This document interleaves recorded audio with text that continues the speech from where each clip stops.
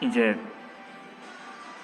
어떻게 보면 이 정도전과 권구는 같은 뭐랄까 정치적인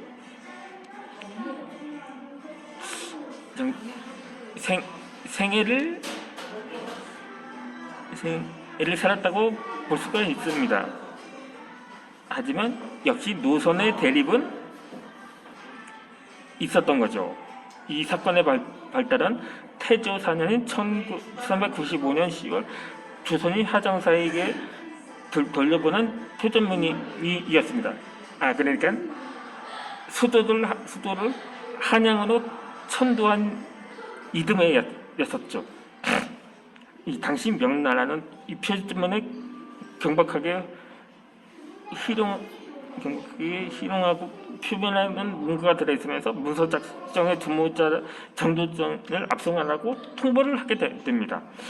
이 명나라는 정도전의 유동 공격 가능성을 미리 감지하고 표전 문제를 비밀로 정도전 압송을 요구한 것입니다. 이 문제가 발생하자 정도전은 자신이 55살의 고령으로 복창과 각기병을 알고 있으면 압송 요구에 응하지 않았습니다. 정도전의 불응은 권군에겐 절호의 기회였습니다. 이 권군은 태조 5년에 정도전을 대신해 사행을 자청하게 됩니다. 그러자 정도전은 이색의 애제자인 권군이 사행을 자청하는 것에 의혹을 품고 박연을 반대하기도 했습니다. 이 과거에 이색이 명나라의 고려에 대한 보호와 감독을 요청한 바 있었는데 권군에 대한 그와 같은 외세 의존적 외교 정책이 부활하지 않을까 우려를 하는 것입니다. 결국 사행 임무를 맡은 권군은 다음해 3월 사태를 원만히 해결했을 뿐만 아니라 황제의 융숭한 대접까지 받고 돌아오게 됩니다. 이 권군이 지은 24수의 응제시가 바로 그 증거입니다. 응제시란 이 황제가 낸 시제에 따라 시은 시로서 권군이 임무는 성공적으로 마치고 귀국하자 정조전은 바로 권군을 탄핵하게 됩니다. 이 근거는 함께 파견된 장청동은 모두 억류된 상태에서 권군만 무사히 귀환한 뒤 황금을 사용하는 것으로 보아 권군과 명나라 황제 사이에 모종의 밀약이 있었을 것이라는 추측이었던 것입니다. 그렇지만 이 황금은 태조가 풀국대 노자로 쥐어줬던 것입니다. 정조전에 경제가 있었지만 표전 문제 해결은 권군이 주목받을 수 있는 기회였고 그는 그 기회를 놓치지 않았던 것이었죠. 권군은 태조 6년에 10월에 올림상사에서 표전 문제 해결을 비롯한 여러 공론을 열거하며 원정 공신에 수록해둘 것을 요청해서 태조의 승인을 받아내게 됩니다. 그리고 태종 직후에는 좌명 공신으로 책봉되어서 태종 집권기에 전국 안정을 주도하는 인물로 구성을 했었던 거죠.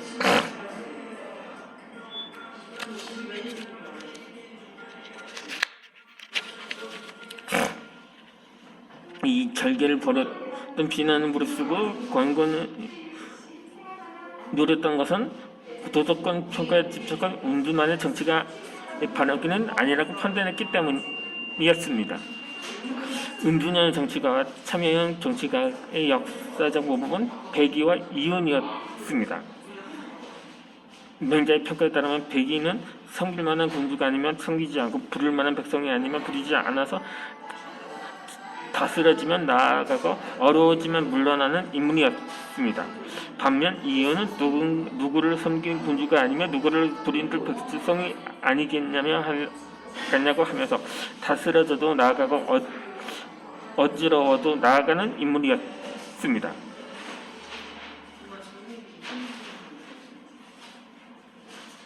맹자는 백의는 천하가 맑아지기를 기다리고 이윤은 천하의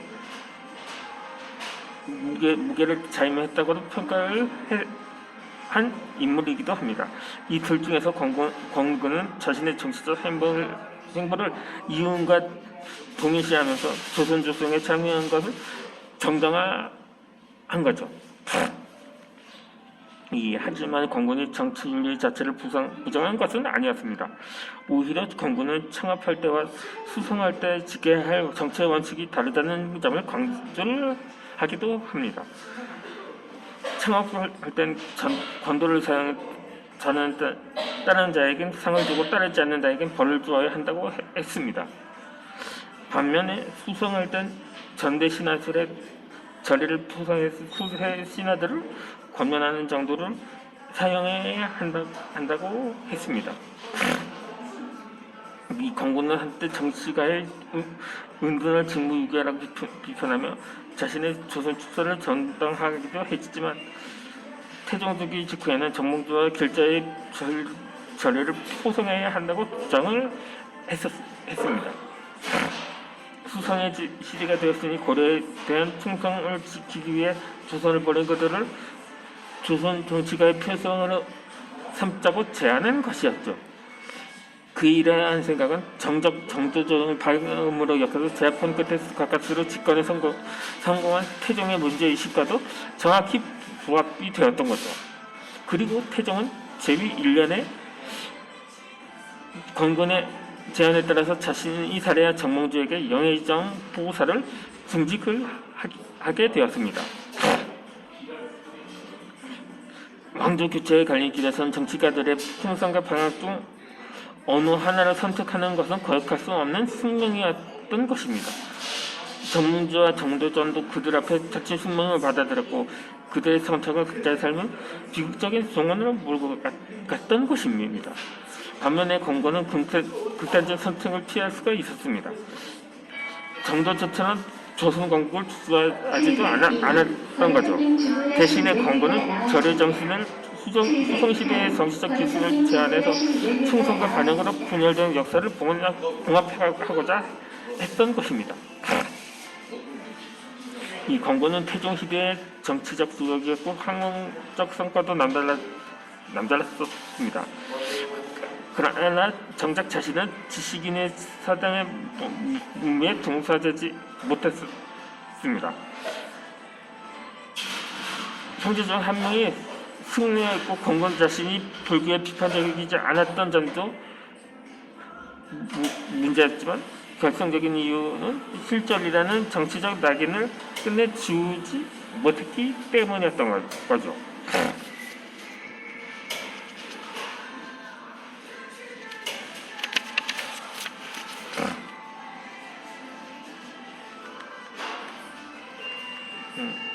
그러니까는 정조전과 정몽도, 이 권근, 이 세 사람은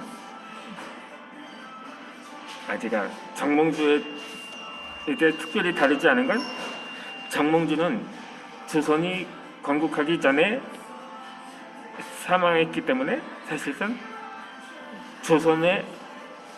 조선시대의 인물이라고는 볼 수가 없었던 거죠. 하지만 그 고려에서 조선으로 넘어오는 그 과도기를 살았던, 그러니까 역경의 시대를 살았고 그 시대를 해결하고자 했었던, 물론 이 정조정과 정몽주도 초창기에는 노선이 같았습니다.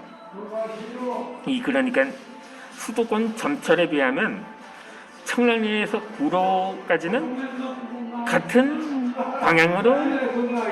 방향입니다. 하지만 구로에서 인천과 수원으로 갈라지게 되죠. 마찬가지라고 볼 수가 있습니다. 이들이 서로 달랐던 것은 바로 이 노선의 차이였던 것입니다. 물론 이 정도전이 대놓고 고려가 지도상에서 사라져야 할 나라라고는 말하지는 않았겠죠. 하지만 그 마음속에는 그러한 새로운 왕조를 건설을 해야겠다는 다짐이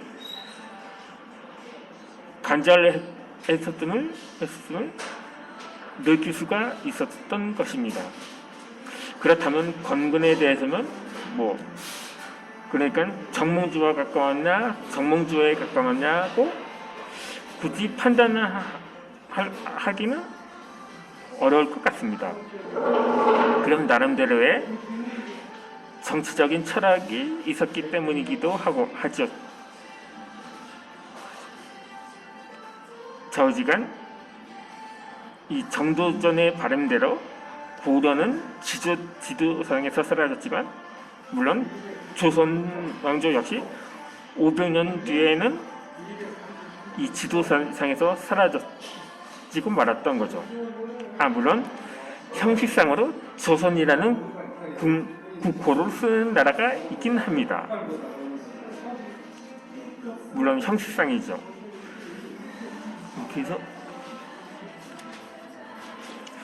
그런데 이 조선이라는 나라가 첫 단추부터가 잘못 끼워진 나라냐 아니면은 잘 나가다가 옆차기를 한 나라냐에 대해서 이 또한 의견이 다릅니다. 물론 이 정도전은 근데 참 아이러니하게도 정몽주는 조선 건국 후에 줄곧 거의 요즘 말로 치면 거의 그 자손들까지도 국가 유공자로 대접받았다는 점입니다. 이전 영상에서 제가 설명을 해드렸던 것처럼 반면에 정도전은 그 자손들은 조선 왕조 그러니까 19세기에 들어서 대원군이 경복궁을 재건하면서 그의 명예를 회복하기 전까지만 해도 그 조선 왕조 내내 역적이라는 꼬리표를 달게 되었고 있으며 그 후손들도 그 일부는 북정으로 전락하기도 했고 그렇게 인고의 세월을 살아가게 되었던 거죠. 이런 것이 바로